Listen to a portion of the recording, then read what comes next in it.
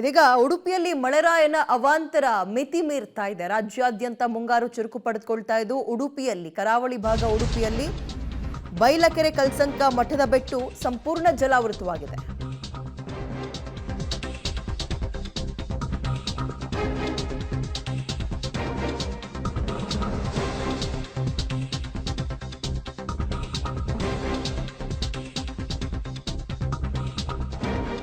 ಮಳೆ ಹೇಗೆ ಸಮಸ್ಯೆಯನ್ನ ತಂದೊಡ್ತಾ ಇದೆ ಆ ಭಾಗದಲ್ಲಿ ಅಂದ್ರೆ ಬೈಲಕೆರೆ ಸಮೀಪ ಮನೆಗಳಿಗೆ ನೆರೆ ನೀರು ನುಗ್ತಾ ಇದೆ. ಪರಿಣಾಮ ಮನೆಯಲ್ಲಿ ಇರೋಕ್ಕಾಗ್ತಾ ಇಲ್ಲ. ನೆರೆಯಲ್ಲಿ ಸಿಗಾಕೊಂಡಿದ್ದ ಸುಮಾರು 3 ರಕ್ಷಣೆ ಮಾಡಿದ್ದಾರೆ. ಅಗ್ನಿಶಾಮಕ ದಳದಿಂದ ರಕ್ಷಣಾ ಕಾರ್ಯಾಚರಣೆ ಇನ್ನೂ ಕೂಡ ಮುಂದುವರಿತಾ ಇದೆ. ಒಬ್ಬ ವೃದ್ಧೆ, ಮಹಿಳೆ ಹಾಗೆ ಮಗುವನ್ನ ಕೂಡ ಅಗ್ನಿಶಾಮಕ ದಳದ ಸಿಬ್ಬಂದಿ ಸಂದರ್ಭದಲ್ಲಿ ರಕ್ಷಿಸಿದ್ದಾರೆ. ಆ ಕಡೆ ಭಾಗದಲ್ಲೆಲ್ಲ ಬಹಳ ದೂರಕ್ಕೊಂದೊಂದು ಮನೆ ಇರುತ್ತೆ. ಮಳೆ ಅಥವಾ ಪ್ರವಾಹ ನೆರೆಯ ನೀರು ಒಂದೇ ಸಮ ಮನೆಯೊಳಗೆ ನುಗ್ಗಿದಾಗ ವಯಸ್ಸಾಗಿರೋರಿಗೆ, ಪುಟಾಣಿ ಮಕ್ಕಳಿಗೆ ಹೊರ ಬರೋಕ್ಕೆ ಸಾಧ್ಯ ಆಗಲ್ಲ. ಹಾಗಾಗಿ ಅಗ್ನಿಶಾಮಕ ದಳದವರು ರಕ್ಷಣಾ ಕಾರ್ಯಾಚರಣೆಯ ಚುರುಕುಗೊಳಿಸಿದ್ದಾರೆ. ಪುಟಾಣಿ ಮಗುವನ್ನ ರೆಸ್ಕ್ಯೂ ಮಾಡ್ಕೊಂಡು ಕರ್ಕೊಬರ್ತಾ ಇರೋದನ್ನ ಗಮನಿಸ್ತಾ ಇದ್ದೀವಿ. ನಿರಂತರ ಮಳೆ, ರೆಡ್ ಅಲರ್ಟ್ ಘೋಷಣೆ ಆಗಿದೆ. ಇನ್ನೂ 2-3 ದಿನಗಳ ಕಾಲ ಇದೇ ರೀತಿಯಾಗಿ ಮಳೆ ಧೋ ಅಂತ ಸುರಿಯುತ್ತೆ ಅನ್ನೋ ಮುನ್ಸೂಚನೆ ಕೂಡ ಸಿಕ್ಕಿದೆ. ಇದರ ನಡುವೆ ನೆರೆ ನೀರು ಅಥವಾ ಪ್ರವಾಹದ ನೀರು ಪ್ರತಿನಿತ್ಯ ನಡ್ಕೊಂಡು ಓಡಾಡ್ತಾ ಇದ್ದ ರಸ್ತೆಯಲ್ಲಿ ಬೋಟನ್ನು ಅಥವಾ ಟ್ಯೂಬ್ಗಳನ್ನು ಬಳಸ್ಕೊಂಡು ಓಡಾಡುವಂತಹ ಪರಿಸ್ಥಿತಿಯನ್ನು ತಂದಿಟ್ಟಿದೆ ಆ ಭಾಗದ ಜನರಿಗೆ.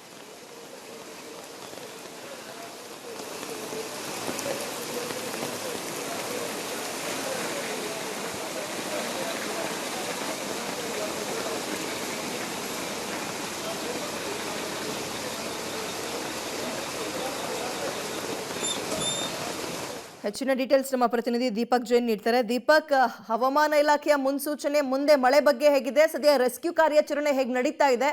ಈಗ ರೆಸ್ಕ್ಯೂ ಮಾಡಿದವ್ರನ್ನೆಲ್ಲ ಎಲ್ಲಿ ಕರ್ಕೊಂಡು ಹೋಗ್ತಾ ಇದ್ದಾರೆ? ಡೀಟೇಲ್ಸ್ ಕೊಡೋದಾದ್ರೆ.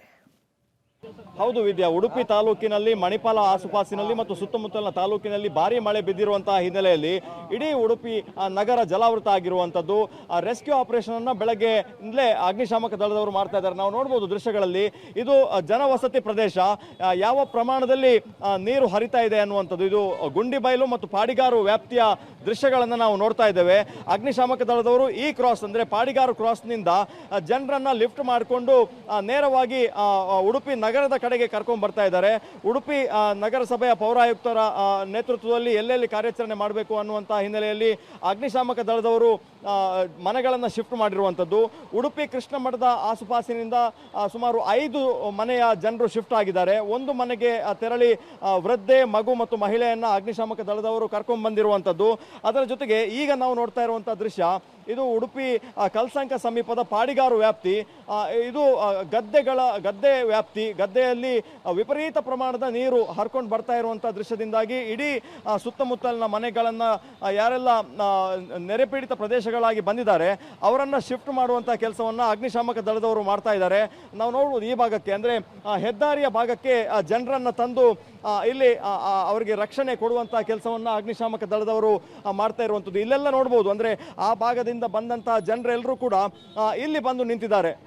ಎತ್ತರ ಪ್ರದೇಶಕ್ಕೆ, ಹೈವೇಗೆ ಅಗ್ನಿಶಾಮಕ ದಳದ ವಾಹನ ಕಾರ್ಯಾಚರಣೆಯನ್ನು ಮಾಡ್ತಾ ಇರುವಂಥದ್ದು. ಇವರೆಲ್ಲ ಈ ಭಾಗದಿಂದ ಶಿಫ್ಟ್ ಆಗಿ ಈ ಎತ್ತರ ಪ್ರದೇಶಕ್ಕೆ ಬಂದು ನಿಂತಿದ್ದಾರೆ. ಅಂದರೆ ಬೈಂದೂರು, ಕುಂದಾಪುರದಲ್ಲಿ ಕಳೆದ 2 ದಿವಸಗಳಿಂದ ಭಾರಿ ಮಳೆ ಬೀಳ್ತಾ ಇತ್ತು.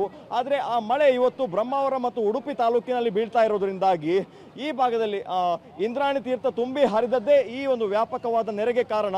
ಮತ್ತು ಸರಾಗವಾಗಿ ಒಳಚರಂಡಿ ವ್ಯವಸ್ಥೆ ಇಲ್ಲದೆ ನೀರು ನದಿ ಮತ್ತು ಸಮುದ್ರವನ್ನು ಸೇರದೇ ಇರುವುದೇ ಈ ಥರದೊಂದು ಸಮಸ್ಯೆಗೆ ಕಾರಣ ಆಗಿರುವಂಥದ್ದು. ವಿದ್ಯಾ, ಪ್ರತಿ ವರ್ಷ ಮಳೆಗಾಲದಲ್ಲೂ ಆ ಭಾಗದಲ್ಲಿ ಅದೇ ಸಮಸ್ಯೆನ ಈಗೇನು ರೆಸ್ಕ್ಯೂ ಮಾಡ್ತಾ ಇದ್ದಾರೆ ಅಲ್ಲಿ, ಅಥವಾ ಈ ವರ್ಷ ಮಾತ್ರ ಆ ರೀತಿಯ ಸಮಸ್ಯೆಗೆ ತುತ್ತಾಗಿದ್ದಾರೆ ಅಲ್ಲಿನ ಜನ ಅಂತ? ದೀಪಕ್, ಸುಮಾರು 4 ವರ್ಷದ ಹಿಂದೆ ವ್ಯಾಪಕವಾದ ಮಳೆ ಬಿದ್ದಂಥ ಸಂದರ್ಭದಲ್ಲಿ ಇಡೀ ಉಡುಪಿ ನಗರ ಜಲಾವೃತ ಆಗಿತ್ತು. ಆದರೆ ಈ ಬಾರಿ ಫಸ್ಟ್ ಟೈಮ್ ಈ ವ್ಯಾಪ್ತಿಯಲ್ಲಿ ನೆರೆ ಬಿದ್ದಿರುವಂಥದ್ದು. ಇಡೀ ನಾವು ನೋಡ್ಬೋದು ರಾಷ್ಟ್ರೀಯ ಹೆದ್ದಾರಿಯ ಟ್ರಾಫಿಕ್ ಜಾಮ್ ಹೇಗಿದೆ ಅನ್ನುವಂಥದ್ದು. ಅಂದರೆ ಪ್ರಮುಖವಾಗಿ ಕುಂದಾಪುರ ಭಾಗದಿಂದ ಉಡುಪಿ ಕೃಷ್ಣ ಮಠಕ್ಕೆ ಬರುವಂಥ ಪ್ರದೇಶ ಇದಾಗಿರೋದ್ರಿಂದ ಈ ರಸ್ತೆಯನ್ನು ಬಳಸ್ಕೊಂಡೇ ಜನ ಓಡಾಟವನ್ನು ಮಾಡ್ತಾ ಇರುವಂಥದ್ದು. ಹಾಗಾಗಿ ಅಂಬಾಗಿಲು, ಸಂತೆಗಟ್ಟೆ ಜಂಕ್ಷನ್ ಮೂಲಕ ಉಡುಪಿ ಕೃಷ್ಣ ಮಠಕ್ಕೆ ಬರುವಂತಹ ಎಲ್ಲ ವಾಹನಗಳು ಈಗ ಟ್ರಾಫಿಕ್ ಜಾಮ್ ಆಗಿರುವಂಥದ್ದು. ನಾವು ನೋಡ್ಬೋದು ಮಹಿಳೆಯರು, ಮಕ್ಕಳು, ವೃದ್ಧರು 5 ಕರ್ಕೊಂಡ್ಬಂದು ಇಲ್ಲಿ ರೆಸ್ಕ್ಯೂ ಮಾಡಿರುವಂಥದ್ದು ನಾವು ನೋಡ್ಬೋದು. ಫಸ್ಟ್ ಫ್ಲೋರ್ನಲ್ಲಿರುವಂತಹ ದೃಶ್ಯ ಅಂದರೆ ಅಲ್ಲೆಲ್ಲ ಜನ ಹೋಗಿ ಕೆಳಗಿನ ಅಂತಸ್ತಿನಲ್ಲಿ ಯಾರೆಲ್ಲ ಮನೆಗಳಿದ್ದಾರೆ ಅವರೆಲ್ಲ ಫಸ್ಟ್ ಫ್ಲೋರ್ಗೆ ಬಂದು ರಕ್ಷಣೆಯನ್ನು ಪಡ್ಕೊಂಡಿದ್ದಾರೆ. ಆ ಭಾಗದಲ್ಲಿ ಸುಮಾರು 10 ಮನೆಗಳಿವೆ. ಆ ಮನೆಯಲ್ಲೂ ಕೂಡ ದೊಡ್ಡ ದೊಡ್ಡ ಮನೆಯನ್ನು ಕಟ್ಕೊಂಡವರು ಫಸ್ಟ್ ಫ್ಲೋರ್ಗೆ ಹೋಗಿದ್ದಾರೆ. ಕೆಳಭಾಗದಲ್ಲಿ ರಸ್ತೆಗೆ ಮತ್ತು ಕಾರ್ ಪಾರ್ಕಿಂಗ್ ಶೆಡ್ಗಳಿಗೆ ನೀರು ಬಂದಿರೋದ್ರಿಂದ ಈ ಥರದೊಂದು ಸಮಸ್ಯೆ ಎದುರಾಗಿರುವಂಥದ್ದು. ಸದ್ಯ ಕಳೆದ ಒಂದು 15-20 ನಿಮಿಷದಿಂದ ಮಳೆ ಬಿಟ್ಟಿದೆ. ಇನ್ನು ಕೂಡ 1 ಅಥವಾ 2 ಅವರ್ಸ್ ಮಳೆ ಬಿಟ್ಟರೆ ಎಲ್ಲ ಮಳೆ ನೀರು ಸಮುದ್ರವನ್ನು ನದಿಯನ್ನು ಸೇರ್ತದೆ. ಆ ಸಂದರ್ಭದಲ್ಲಿ ಇಲ್ಲಿ ನೆರೆಯ ಪ್ರಮಾಣ ಕಡಿಮೆ ಆಗಬಹುದು. ಆದರೆ ಕೃಷ್ಣ ಮಠದ ಆಸುಪಾಸಿನಲ್ಲಿ ಸಂಜೆಯವರೆಗೂ ಕೂಡ ನೆರೆ ಇರ್ತದೆ. ಯಾಕಂದರೆ ಇಂದ್ರಾಣಿ ತೀರ್ಥದ ಪಾತ್ರ ಆಗಿರೋದ್ರಿಂದ ಅಲ್ಲಿ ಸುಮಾರು 5 ಮನೆಗಳು ಜಲಾವೃತ ಆಗಿದೆ. ಕಳೆದ ಸಾಲಿನಲ್ಲಿ ಇಂದ್ರಾಣಿ ತೀರ್ಥದ ಸಂಪೂರ್ಣವಾಗಿ ಹೂಳೆತ್ತಿರುವ ಕೆಲಸವನ್ನು ನಗರಸಭೆ ಮಾಡಿತ್ತು. ಹಾಗಾಗಿ ಆ ವ್ಯಾಪ್ತಿಯಲ್ಲಿ ಸ್ವಲ್ಪ ಕಡಿಮೆ ಬಂದಿದೆ. ಸರ್, ಎಷ್ಟು ಮನೆಗಳಿಂದ ಇಲ್ಲಿ ಸಮಸ್ಯೆ ಆಗಿದೆ ಅಂತ ಹೇಳಿ ಯಾರನ್ನೆಲ್ಲ ಶಿಫ್ಟ್ ಮಾಡಿದ್ದಾರೆ? 7 ವರ್ಷದಿಂದ ಇದೇ ಥರ ನೋಡ್ತೇವೆ. ಅಂದರೆ ನಾವು ಬಂದಿಲ್ಲಿ 7 ವರ್ಷ ಆಯಿತು. 7 ವರ್ಷದಿಂದ ಪದೇ ಪದೇ ಇದೇ ಥರ ಇದೆ. ಇಲ್ಲಿ ನಮ್ಮ ಶಾಪ್ ಇದೆ, ಶಾಪಲ್ಲಿ ಸಹ ನೀರು ಒಳಗೆ ಬರ್ತದೆ. ಮನೆಯವರಿಗೆ, ಪಿ ಜಿಯವರಿಗೆ, ತುಂಬ ಜನರಿಗೆ ತುಂಬ ಕಷ್ಟ ಆಗ್ತಾ ಇದೆ. ಅವರು ಇದೇ ಥರ ಬರ್ತಾರೆ, ಸರ್ಗಳು ಬಂದು ನೋಡಿ ಹೋಗ್ತಾರೆ, ಪರಿಹಾರ ಆಗ್ತದೆ ಅಂತ ಹೇಳ್ತಾರೆ. ಬಟ್ ಇಷ್ಟವರೆಗೆ ಏನೂ ಆಗಲಿಲ್ಲ. ಇನ್ನು ಮುಂದೆ ನೋಡಿ ಏನಂತ ಹೇಳಿ ಅವರಿಗೇನೆ ಕೇಳ್ತೇವೆ. ನೋಡಿ, ನಾವು ದೃಶ್ಯಗಳನ್ನು ನೋಡ್ಬೋದು. ವಿದ್ಯಾ, ಅಂಗಡಿಗಳಿಗೂ ಕೂಡ ನೀರು ನುಗ್ಗಿರುವಂಥದ್ದು. ಅಂದರೆ ಸುತ್ತಮುತ್ತ ಎಲ್ಲಿಂದ ಅಲ್ಲಿ ನೀರು ಬರ್ತಾ ಇರುವಂಥದ್ದು. ಅಂದರೆ ಇಲ್ಲಿನ ಅಂಗಡಿಗಳಿಗೆ, ಜನವಸತಿ ಪ್ರದೇಶಗಳಿಗೆ ಎಲ್ಲವೂ ಕೂಡ ಶಿಫ್ಟ್ ಆಗಿರುವಂಥದ್ದನ್ನು ನಾವು ನೋಡ್ಬೋದು. ಆ ಮಹಿಳೆ ಯಾವ ಪ್ರಮಾಣದಲ್ಲಿ ನೀರು ನಗರ ಭಾಗಗಳಲ್ಲಿ ತುಂಬಿಕೊಂಡಿದೆ ಅನ್ನುವಂಥದ್ದು. ಸದ್ಯದ ಮಟ್ಟಿಗೆ ಎಲ್ಲೆಲ್ಲ ಹೈ ರಿಸ್ಕ್ ಇದೆ, ಈ ಹೈ ರಿಸ್ಕ್ ಇರುವಂತಹ ಪ್ರದೇಶಗಳಿಂದ ಎಲ್ಲ ಜನರನ್ನು ಶಿಫ್ಟ್ ಮಾಡಿದ್ದಾರೆ ಮತ್ತು ಎಲ್ಲಿಂದ ಕಾಲ್ ಬರ್ತದೆ ಅಂತ ಹೇಳಿ ವೇಟ್ ಮಾಡ್ತಾ ಇದ್ದಾರೆ. ಅಂದರೆ ನಿಟ್ಟೂರು ವ್ಯಾಪ್ತಿಯಲ್ಲಿ ಕಾರ್ಮಿಕರು ಇರುವಂತಹ ಪ್ರದೇಶ, ಇವರನ್ನ ಈಗಾಗಲೇ ಮೊದಲೇ ಸೂಚನೆ ಕೊಟ್ಟಿರೋದ್ರಿಂದ ಅವರು ಈಗಾಗಲೇ ಎತ್ತರ ಪ್ರದೇಶಗಳಿಗೆ ಶಿಫ್ಟ್ ಆಗಿರುವಂತದ್ದು. ವಿದ್ಯಾ, ಈಗ ರೆಸ್ಕ್ಯೂ ಮಾಡಿದವ್ರನ್ನೆಲ್ಲ ಉಳಿದುಕೊಳ್ಳೋಕೆ ಏನಾದ್ರು ವ್ಯವಸ್ಥೆ ಮಾಡಿದಾರ ಅಥವಾ ಇನ್ನು ಮುಂದಕ್ಕಷ್ಟೇ ಮಾಡಬೇಕಾ ದೀಪಕ್? ವಿದ್ಯಾ, ರೆಸ್ಕ್ಯೂ ಮಾಡಿದವ್ರನ್ನ ಎತ್ತರ ಪ್ರದೇಶಕ್ಕೆ ಬಿಟ್ಟಿದ್ದಾರೆ. ನಾವು ನೋಡ್ಬೋದು ದೃಶ್ಯಗಳಲ್ಲಿ. ಇವರೆಲ್ಲ ಈ ಭಾಗದಿಂದ ರೆಸ್ಕ್ಯೂ ಆದವರು. ಅದರ ಜೊತೆಗೆ ಕೃಷ್ಣ ಮಠದ ಆಸುಪಾಸಿನಿಂದ ಸುಮಾರು ಒಂದು 20 ಜನರನ್ನ ಶಿಫ್ಟ್ ಮಾಡಿದ್ದಾರೆ. ಇವರಿಗೆ ಮೊದಲೇ ಸೂಚನೆ ಇತ್ತು, ಏನು ಅಂತಂದ್ರೆ ಕಲ್ಸಂಕ ಬೈಲಕೆರೆ ವ್ಯಾಪ್ತಿಯಲ್ಲಿ ವ್ಯಾಪಕವಾಗಿ ಮಳೆ ಬರ್ತದೆ ಅನ್ನುವಂಥದ್ದು. ಹಾಗಾಗಿ ಅವರು ಹೋಟೆಲ್ಗಳಿಗೆ ಶಿಫ್ಟ್ ಆಗಿದ್ದಾರೆ. ಮತ್ತಷ್ಟು ಜನರನ್ನ ಶಿಫ್ಟ್ ಮಾಡಲಿಕ್ಕೆ ಪ್ಲಾನ್ಗಳನ್ನು ಮಾಡ್ತಾ ಇದ್ದಾರೆ. ಅಂದರೆ ಕಾಲ್ಗೋಸ್ಕರ ವೇಟ್ ಮಾಡ್ತಾ ಇದ್ದಾರೆ. ಹಾಗಾಗಿ ಅಗ್ನಿಶಾಮಕ ದಳದ ಅಧಿಕಾರಿಗಳು ನಮ್ಮ ಜೊತೆ ಇದ್ದಾರೆ. ಸರ್, ಸುಮಾರು ಒಂದು 3-4 ಕಡೆಯಿಂದ ಶಿಫ್ಟ್ ಮಾಡಿದ್ರಿ, ಎಲ್ಲಿಂದ ಕಾಲ್ಗಳಿದೆ ಅಂತ? ಈಗ ಕೃಷ್ಣ ಮಠ ಪಾರ್ಕಿಂಗ್ ಏರಿಯಾ ಉಡುಪಿಯಲ್ಲಿ, ಹಾಗೆ ಗುಂಡಿಬೈಲು ಒಂದು ಏರಿಯಾದಲ್ಲಿ. ಈಗ ಅಲ್ಲಿ ಗುಂಡಿಬೈಲಿಂದ ಒಂದು 3-4 ಮನೆಯಿಂದ ಒಂದು 3 ವಯಸ್ಸಾದ ಒಂದು ವೃದ್ಧೆಯರನ್ನು ಹಾಗೂ 3 ವಿದ್ಯಾರ್ಥಿಗಳನ್ನು ಹಾಗೂ 2 ಹುಡುಗರನ್ನು ಮತ್ತು ಅವ್ರ ಜೊತೆಗಿದ್ದಂಥ ಬೆಕ್ಕು ಮತ್ತು ನಾಯಿಗಳನ್ನು ನಾವು ಪ್ರಾಣ ರಕ್ಷಣೆ ಮಾಡಿ ಸುರಕ್ಷಿತ ಸ್ಥಳಕ್ಕೆ ಸ್ಥಳಾಂತರ ಮಾಡಿದ್ದೀವಿ. ಪಾಡಿಗಾರಲ್ಲಿ ಯಾವುದಿಲ್ಲ. ಪಾಡಿಗಾರ ಏರಿಯಾದಲ್ಲಿ ಮಾಡಿದ್ವಿ. ಇಲ್ಲಿ ಗುಂಡಿಬೈಲು ಪಾಡಿಗಾರ ಎಲ್ಲ ಕಡೆ ಮಾಡಿದ್ದೀವಿ. ಸುತ್ತಮುತ್ತ ಏರಿಯಾದಲ್ಲಿ ಈಗ ಮಳೆ ಪ್ರಮಾಣ ಕಡಿಮೆ ಆದಷ್ಟು ನೀರಿನ ಮಟ್ಟ ಕಡಿಮೆ ಆಗ್ತಿದೆ. ಸರಿ, ಕೆಲವು ಮನೆಗಳಿಂದ ಜನ ಮನೆ ಬಿಟ್ಟು ಬರೋದಕ್ಕೆ ಕೇಳ್ತಾ ಇಲ್ಲ. ಅಂದರೆ ಫಸ್ಟ್ ಫ್ಲೋರಲ್ಲಿ ನಿಂತ್ಕೊಂಡಿದ್ದಾರೆ ಅನ್ನುವಂಥದ್ದು. ಅವರ ಪ್ರಕಾರ ಅವರು ಫಸ್ಟ್ ಫ್ಲೋರ್, ಸೆಕೆಂಡ್ ಫ್ಲೋರಲ್ಲಿ ಸುರಕ್ಷಿತ ಭಾವನೆಯನ್ನು ಮಾಡ್ತಿದ್ದಾರೆ. ಬಟ್ ಮಳೆ ಹೆಚ್ಚಾದರೆ ಅವರನ್ನು ಸ್ಥಳಾಂತರ ಮಾಡುವುದು ಅನಿವಾರ್ಯ ಒಂದು ಪರಿಸ್ಥಿತಿ ಆಗ್ಬೋದು. ಸದ್ಯಕ್ಕೆ ಎಷ್ಟು ಜನರನ್ನು ಶಿಫ್ಟ್ ಆಗಿದ್ರು? ಒಟ್ಟು ಟೋಟಲ್ ಆಗಿ 10 ಜನರನ್ನು, 3 ವೃದ್ಧೆಯರು, 2 ವಿದ್ಯಾರ್ಥಿ, 3 ಹುಡುಗರನ್ನು. ಸುಮಾರು ಅಂದರೆ ಈ ವ್ಯಾಪ್ತಿಯಿಂದ 10ಕ್ಕಿಂತ ಹೆಚ್ಚು ಜನರನ್ನ ಶಿಫ್ಟ್ ಮಾಡಿರೋದು. ನಮ್ಮ ಜೊತೆ ನಗರಸಭೆಯ ಪೌರಾಯುಕ್ತರು ಇದ್ದಾರೆ, ರಾಯಪ್ಪನವರು. ಸರ್, ಇನ್ನು ಬೇರೆ ಕಡೆ ಶಿಫ್ಟ್ ಮಾಡಲಿಕ್ಕೆ ಇದೆಯಾ ಅಥವಾ ಮುಗೀತಾ?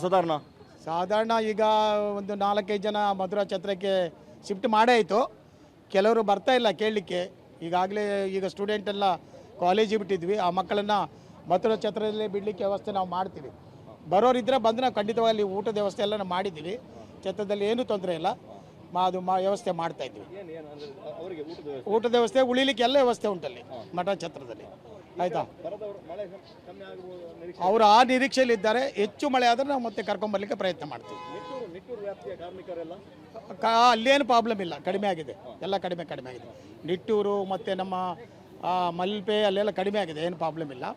ಈಗ ಸಮಸ್ಯೆ ಇದೊಂದು ಮಠದ ಬೆಟ್ಟ ಒಂದು ಇದೆ. ಮಠದ ಬೆಟ್ಟಲ್ಲಿ ಇನ್ನೂ ಪ್ರಾಬ್ಲಮ್ ಇಲ್ಲ, ಸ್ವಲ್ಪ ರೈಸ್ ಆದರೆ ಪ್ರಾಬ್ಲಮ್ ಆಗ್ತದೆ. ಅಲ್ಲಿ 2 ಮನೆಗೆ ಶಿಫ್ಟ್ ಮಾಡಬೇಕಾಗ್ತದೆ. ಸರ್, ನೆರೆ ಪೀಡಿತ ಪ್ರದೇಶದ ಜನರನ್ನು ನಾವು ಮಾತನಾಡಿಸಬೇಕಾದ್ರೆ ಅವ್ರು ಹೇಳ್ತಾರೆ ಚರಂಡಿ ವ್ಯವಸ್ಥೆ ಇಲ್ಲ, ಹಾಗಾಗಿ ಸಮಸ್ಯೆ ಆಯಿತು. ಅಂದರೆ ನಮ್ಮ ನಗರದಲ್ಲಿ ಪ್ರತಿಯೊಬ್ಬ ನಾಗರಿಕ ತಿಳ್ಕೋಬೇಕು, ಮನೆ ಕಟ್ಟುವಾಗ, ಅಂಗಡಿ ಕಟ್ಟುವಾಗ ಚರಂಡಿಗಳನ್ನು ಮುಚ್ಚಿ ಕಟ್ಟಬಾರ್ದು. ಯಾವುದೇ ಕಾರಣಕ್ಕೂ ಚರಂಡಿ ಈ ವ್ಯವಸ್ಥೆ ಆಗಲಿಕ್ಕೆ ನಾಗರಿಕರು ನಾವೆಲ್ಲರೂ ಕಾರಣರು. ಚರಂಡಿ ಮುಚ್ಚಿ ಮನೆ ಕಟ್ಟಿ ಕಾಂಪೌಂಡ್ ಆಗ್ತಾಯಿದ್ರೆ 1 ಇಂಚು ಜಾಗ ಬಿಡುವುದಿಲ್ಲ. ಕೇಳಿದರೆ ನನ್ನ ಜಾಗ ಅಂತ ಹೇಳ್ತಾರೆ. ಅದಕ್ಕೆಲ್ಲ ನಾಗರಿಕರು ಅರ್ಥ ಮಾಡಿ ಇನ್ನಾದರೂ ಎಚ್ಚೆತ್ತುಕೊಂಡು ಚರಂಡಿಗೆ ಜಾಗ ಬಿಡಲಿ ಅವರು. ನೀರು ಹರಿಲಿಕ್ಕೆ ಜಾಗ ಇಲ್ಲ. ಜಾಗ ಅದೇ ಬಿಡಬೇಕು, ನಾಗರಿಕರು ಬಿಟ್ಟರೆ ಮಾತ್ರ ಖಂಡಿತ ಇದು ಸಾಲ್ವ್, ಇಲ್ಲದ್ರೆ ಏನು ಮಾಡಲಿಕ್ಕೆ ಆಗೋದು, ಇದೇ ಅವಸ್ಥೆ ಮುಂದುವರಿತದೆ. ನೋಡ್ಬೋದು ನಗರ ಭಾಗದಲ್ಲಿ 2 ಸೆಂಟ್ಸ್ 3 ಸೆಂಟ್ಸ್ ಮನೆಗಳಲ್ಲಿ ಇರುವ ಲಕ್ಷಾಂತರ ರೂಪಾಯಿ ವೆಚ್ಚದ ಮನೆಗಳನ್ನ ನಿರ್ಮಾಣ ಮಾಡಿದ್ದಾರೆ. ಅವರಿಗೆ ಚರಂಡಿಗೆ ಜಾಗ ಬಿಟ್ಟಿಲ್ಲ ಅನ್ನುವಂತಹ ಮಾತುಗಳನ್ನ ಪೌರಾಯುಕ್ತರು ಹೇಳಿರುವಂಥದ್ದು. ಹಾಗಾಗಿ ಜನರಿಂದಲೇ ಈ ತರದೊಂದು ನೆರೆ ಬಂದಿದೆ ಅನ್ನುವಂಥ ಮಾತುಗಳನ್ನ ಪೌರಾಯುಕ್ತರು ಆಡ್ತಾ ಇರುವಂಥದ್ದು. Vidya. Okay, thank you Deepak Jain ತಮ್ಮೆಲ್ಲ ಡೀಟೇಲ್ಸ್ಗೆ. ಉಡುಪಿಯಲ್ಲಿ ಮಳೆಯ ಅವಾಂತರ ಯಾವ ರೀತಿಯಾಗಿದೆ ಅನ್ನುವಂಥದ್ದನ್ನು ಗಮನಿಸ್ತಾ ಇದ್ದೀವಿ. ತಗ್ಗು ಪ್ರದೇಶಗಳಿಗೆ ಮಳೆ ನೀರು ನುಗ್ಗಿದ್ದು ಇದೀಗ ಅಲ್ಲಿರುವಂತಹ ವಯಸ್ಸಾಗಿರೋರನ್ನ, ಪುಟಾಣಿ ಮಕ್ಕಳನ್ನ ರೆಸ್ಕ್ಯೂ ಮಾಡುವಂತಹ ಕೆಲಸ ಕೂಡ ಮಾಡ್ತಾ ಇದ್ದಾರೆ.